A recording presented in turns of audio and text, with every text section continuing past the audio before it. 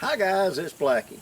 Okay, today for the Cap and Ball Revolver series, I'm going to show you a few little special tools that I have acquired over the years and that you can also get for use with black powder, and how useful they are for a percussion revolver. Over time, when you deal with these, you're going to find those little widgets. Now, everybody knows you need a nipple wrench. That's a given. I'm not even going to put this in this kit. But the other things, that's what we're talking about. So let me adjust the camera and I'll show you right quick a little tool set that I have just for this type of job. Okay, here's my little tool kit. Now, let's start with this. A cleaning rod. And this is for 44 caliber, but you could use whatever. This is an old U.S. military surplus 1911 handgun cleaner. It's got a slot here to put patches in it, and then it takes an 8/32 tool to screw into it, so a brush whatever is 8/32 thread. This is a 45 caliber rifle. Notice I said rifle brush. The 45 caliber pistol brush will be shorter like that. But if you look around the places that provide them, the brush that goes for a 45-70, this is the brush. I found it to be a better brush for cleaning percussion revolvers because you get a lot more bristle to work with instead of the shorter one. Now, in the kit, this is the basic stuff of what I need. We'll get to that in a second. I have an undersized standard nylon brush, and this is like a 38 caliber. I use it to be a patch holder because I can take it and screw it onto the end of the cleaning rod right quick like that, and then have something that fits the bore a little tighter. Now this one is lubricated with bore butter that we're testing right now in order to lubricate the gun. I take it and put it over the end of the muzzle, and then take that undersized brush, and that's what I shove in there to go and lubricate the bore and just wiping with a patch. Since it's a bristle brush, I will never lose a patch. It will stay attached no matter what, and those fingers kind of help it push it up into the rifling a little better than, say, a standard jag. Also have in here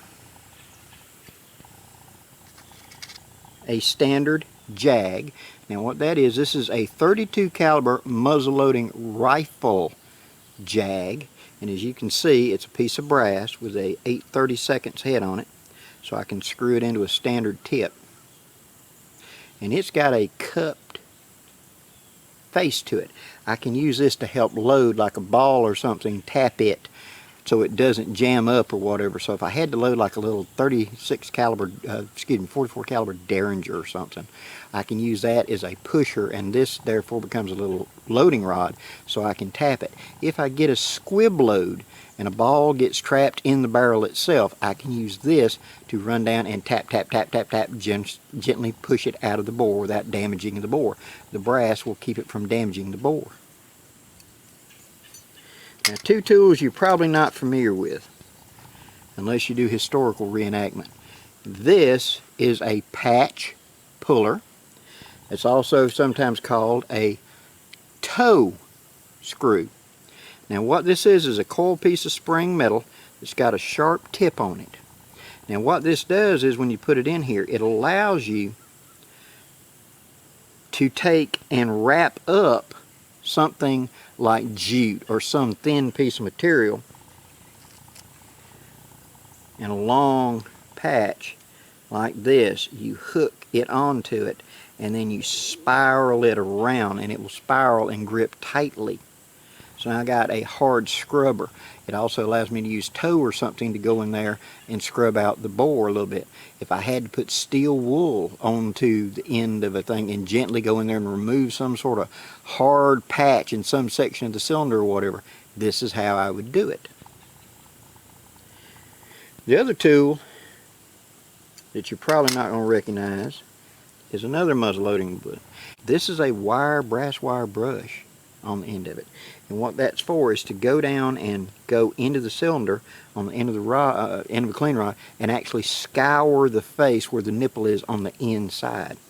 The chambers are not straight cylinders; they're actually kind of a jagged taper at the end of it where one side kind of rolls up to make room for the nipple coming up. And when you look in the hole, you can see it's not a square flat bottom with a nipple in it. It's actually a shape. Well, with this brush, I can get into that shape and scrub out any corrosion or whatever down there so it doesn't take hold, and clean off the face of that nipple really good. When I run a patch in here, I'll quite often shove fouling all the way down there against the face of that nipple, and it's very hard to get out. With this, I can get it out of there. I also carry a bent small paper clip.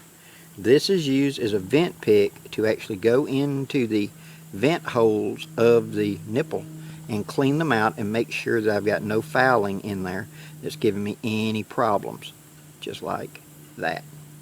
Okay. Now the last one, this is the one you saw in the last video. This is ball pulling. It's still got that ball I pulled on it.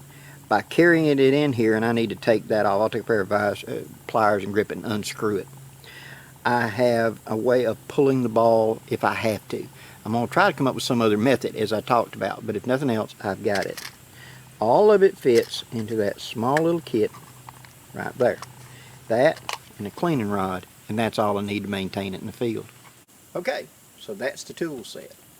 Now, the little tools, as I showed when I did the pulling of the stuck ball in a gun, these tools make life so much easier to have, because they are the ones that show up for use that you don't automatically think about. How I need to make a tool for the cleaning of the barrel, how I need to make a tool for this or that. Well, I've already got these tools available to me.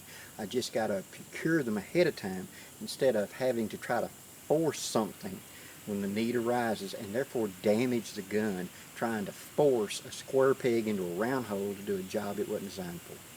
Hope this gives you some idea, guys. Hope this answers any questions you have. And if you have any additional questions, please leave them down in the comments below. I'll be happy to answer you.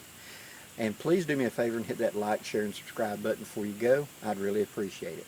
Till next time, I'm Blackie, wishing you safe journeys. Have a great day, guys.